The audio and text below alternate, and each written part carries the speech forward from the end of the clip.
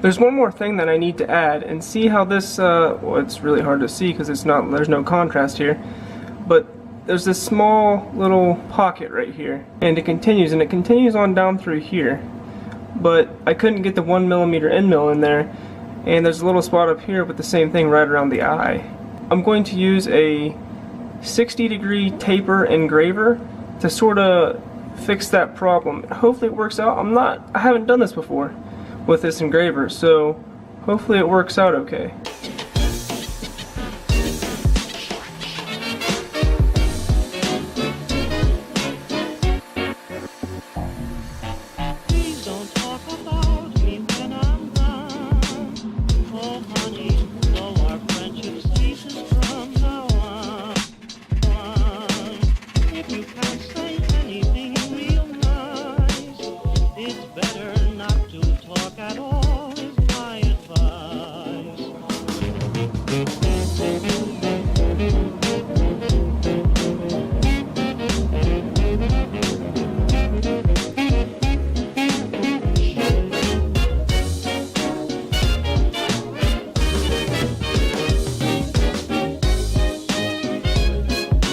So I finally got this thing done, and I am fairly proud of it. I honestly wish I could paint it, but the guy that asked for it, he gave me the sketch drawing like you saw, and he is going to be the one to paint the little pockets on the inside there.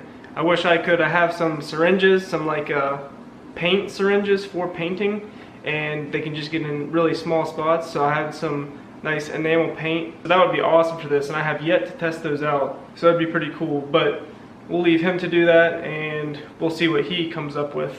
So yeah, if you ever get a hand sketch drawing from a customer like this was, you can definitely do it. Just import that right into Fusion 360 and trace it, and it works out really good. And it's nearly exactly what he traced out, except for the ST. That's an actual ST emblem, or at least the dimensions and all that stuff.